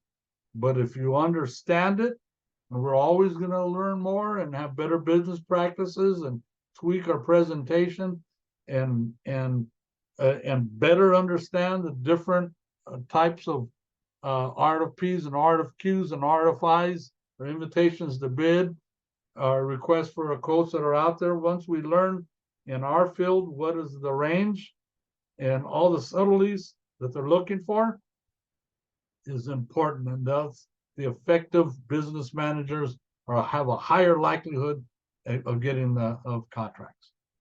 And with that, I would like to turn over if there's any questions. Yes. Okay. Thank you, Andrew. Thank you, everyone. I think you will agree with me that there were a lot of information, all very useful. And anyone who wants to expand the business, you want to go to like government contracting, even with bigger corporations, this is like the information you need, and these are the steps that you have to take, moving forward. There were a couple of questions. Some people asked me if this recording will be submitted, to the participants, to the attendees. I want to say yes and no. Yes, in the sense that this will be available, but we are not forwarding the link to the attendees. The link will be available on the City of Glendale website, and also in our website under the e-library. We have an e-library where you can find a lot of workshops that you can go watch them at your time, so you can find the recording also there. There are a couple of questions. I tried through the course to respond to the questions, but there are a couple of things that I would like Andrew, you just a little again address them again. So there was a question asking, is there room for negotiation with the money portion? What if the government likes your company, but you are too expensive? Will they come back and say, I need to lower my bid? No, they'll just say you're not qualified because you're over budget. Okay, so if that's how you're going into a contract, that's not the type of person I want to do business with. I want to do business with somebody who understands what my budget is and understands that their business and how they can make a profit, and that is best value. So like I had mentioned, we had one contract that came in. I'll give two examples. One that was too high, the one that was 1.9, and I only have 1.2. Well, that company was highly qualified, but I'm sorry, I don't have the budget. So they priced themselves out.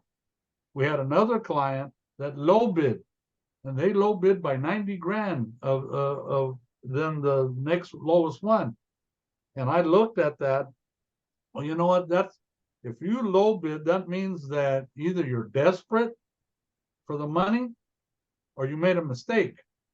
So when we interviewed them, because they were qualified, and it turns out they made a big mistake. That 90 grand, they thought that we were going to provide the shuttle buses, and no, they needed either to buy them, or I already have a fleet, or to lease them, and that's where the 90 grand difference came in. So they made a mistake and they were out.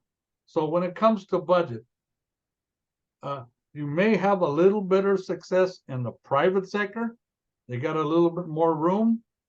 But look, why should I pay you $100,000 more than somebody who is equally qualified that can do it for $100,000 less? Okay, so please keep that in mind. But when it comes to time to submitting a bid budget, we can help you. Okay, we can help you figure out, and it's as simple as this: determining, in order to perform this service, how much will it cost just to perform the service? So we look at manpower hours and insurance and all of that, okay? And once we know what it costs just to perform, then we look at a little bit of overhead. It could be bonding, compliance staff that's doing the reporting, okay? And then we could look at profit margin. And then we can play with that to make sure that we do not want to lose money, okay? And we're not in it to break even. We're in it to make some profit, but it needs to be reasonable. Okay. Okay, Ali that asked that question. While you were answering, he asked, "How do I know what their budget is? Is that disclosed?" Sometimes I think you already answered, but you. Well, let me answer it again. So sometimes they'll tell you, like I'm looking at a proposal that I'm going to work on with my client that's looking for that Sacramento contract. They said right up front what their budget is, 150 to 200,000. So I guarantee you, if you go in at 200,000 and somebody is equally qualified comes in at 160,000, who do you think is going to get the contract? Okay. And then the second part of that question is, you just can't make up dollars. Okay. I'm not saying that you do. Okay. But there's industry standards. So remember, you're competing. And if you're way over everybody else, then that means that's telling me as a proposal reader or as a contract manager that you're just inflating and you're just looking to make money. And if you know, unless sometimes in technology, advanced technology, you might be able to, okay, because it's cutting edge and they haven't really, you know, but it's still got to be within a budget. There's no handing somebody a blank check and that they can do it. So if you're just money oriented instead of service oriented, I guarantee you probably won't get too many contracts. Yeah, I don't want to be blunt, but that's I want more of a team player that's going to work with me, and not somebody that's trying to take money from me. So another question is, how are new startups handled in the competitive market, especially the P&L portion? Also, do they look at companies' website? Well, I'm going to tell you, absolutely, they're going to look at your, not only your company's website to see, do you do what you're saying you did in the proposal? Okay. But I'm also going to look at your LinkedIn, and I'm going to look at your Facebook, you know, and I'm going to tell you, let's say in your Facebook, you know, you like to hang out at, you know, places that I'm not comfortable with. And remember, it's subjective, because if I'm going to give you a $500,000 contract or $100,000 contract, I got to make sure you're a person of good character and that you're a good citizen and a good corporate citizen. And I'm going to vent that out. And if you kind of are a little bit on the shady end, you know, or, you know, and sometimes you're going to look at your friends. Now, that should not be the process that's utilized, but keep that in mind. We always want to present ourselves as individuals of high integrity. And if you have a special interest and it's clean, then it's good. But keep that in mind. They're gonna check your social media out, because I need to make sure that I'm giving the money to somebody I can rely on of good character. The first part of that question was the first part was about startups, how new startups are handled in the competitive market. Well, there's no substitute for the experience, okay? So we got to start off somewhere. You know, sometimes there's certain skill sets that you could be, like engineer or architect or an attorney or some high skill level, maybe an IT that you can, but we got to start building a track record. So you're not just going to high step into a quantum leap into a big contract. You got to earn your way.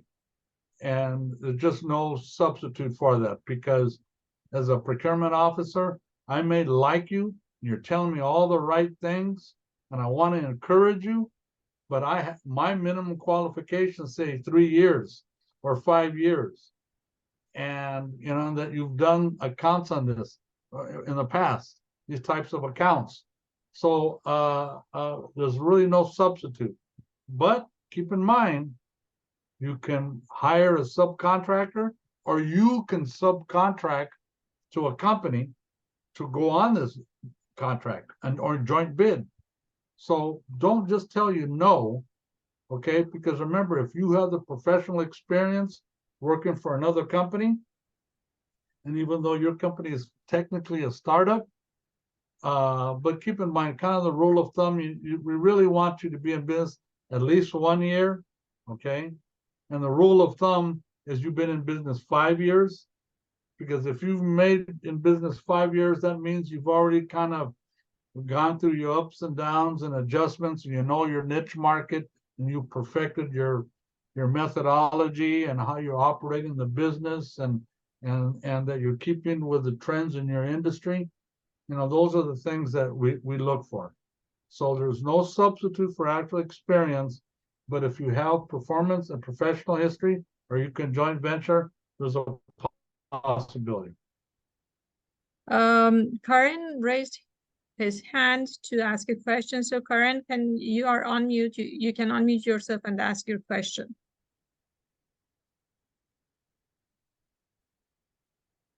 I apologize. That was an accident, but thank you. I'm sorry. Okay. That's so. So there was one more question. The other question is about statement of qualification. The question was like how they should get that there, where it will they be notified, or how they should submit their statement of qualification. Okay, well, I just went through all of that. So, so typically what it is for a statement of qualification, it's either you're registered in a vendor portal, okay, where you have all your NEX codes and here's the industries we service, and the platform itself recognizes your 6-digit NEX code, and they send you a request for a statement of qualifications. Or we can create one ourselves, and we identify a target market or a target client that we want to go after, and we can create one. So we can help you put that together, okay? But generally it's registered in the platforms, and you'll receive what's called a request for a statement of qualifications. Yeah. Okay. So that's all about contract sourcing or target marketing. So if anyone has any other question, please raise your hand. I can I can unmute you and you can ask your questions. So Shelley is asking, when you say we can create a statement of qualification, you mean that I can contact that she can contact you and we do it together? So like, Andrew, do you want to answer this question? Well, so if you're looking for any help in procurement, depending on your annual revenues, we'll fit you into a program. Then we can start working with you on the procurement process and proposals, and we can help you. And it's going to depend, on your industry. So I generally only work with clients at $500,000 or more. That doesn't mean that I can't be part of the team that's assisting you. So keep that in mind. So you need to register as a client. All of our services are free, okay? And once you're enrolled and you adhere to what we're asking, then we can sit down and come up with a strategy on how we can, what kind of technical assistance we can help provide for you. Okay, thank you. Alit raised his hand. Alit, so you can unmute yourself and ask your question. Hello. Thank you for the great briefing. It was really high level and very informative. I got your form from Batui. Yes. I'm gonna go ahead and fill it out and get it to you. My question was in regards to like say like a post popped up, right? And there's a cybersecurity service that the government wants. Should I be working immediately, get in contact with your office and start working on putting together a proposal immediately, or like what's the process of that like? Because I know you guys are busy. Okay, so let me just tell you this, okay? I don't work with everybody, okay? If you're not qualified, so what we're gonna do, we're gonna enroll you. We're gonna do an assessment. If you see an opportunity, like you got a request for a proposal and that you think that you can perform on, then once you're enrolled, we'll sit down with you and we'll meet with you, and you'll send me the RFP and we can go over it together. And if it looks like something you want to pull the trigger on, then we'll take next steps of what we need to do to format a proposal and come up with a bid budget. So we'll work with you to identify that. So if you've been in, you're bringing a high skill set. You said cybersecurity. Is that what you said? Yes, that's correct. Yeah, that's really in demand. There's a lot of opportunities out there right now. The technology has grown, and especially with the infrastructure bill and the Tax Inflation Reduction Act, we're starting to see a lot of contracts coming down the pipeline. And so if that's the industry you're in, there's a lot of contract opportunities coming down the pipeline, and so we would love to work with you. Okay, I'll get you the form. And just bottom line up front, I'm still in the military. I have my LLC created, my bank accounts and stuff, but I'm still lacking some guidance. So any help would be greatly appreciated. Yeah, well, just remember, sometimes it's about timing, you know, and we don't want to rush into something that we're not prepared to perform upon. Okay, but it sounds like you're putting your infrastructure together, and you're identifying potential target markets that you can go after. And then once we have our business infrastructure and you're able to work full-time on a contract, then that's the time to pull the trigger. Okay, but come in and see us, and we can design a strategy moving forward. And maybe we need to wait a year, or wait 3 months or 6 months. But you know, remember, look how fast time flies. So us starting now, and in no time we'll be there. So keep that in mind. We look forward to working with you. Thank you. Okay. I don't see any more questions or Okay, any more hands raised. Okay, well, let me close. So Yes. we want to thank you. Now, this is kind of a more advanced training.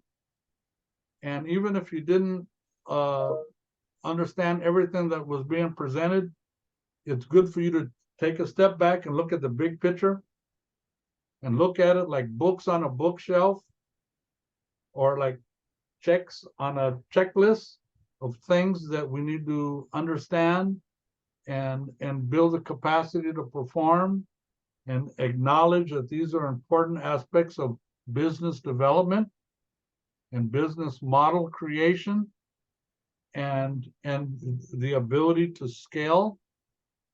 And you know, I commend everybody who is a business owner, because it takes a special person to be able to recognize that they have a skill or a product that they're willing to take to market.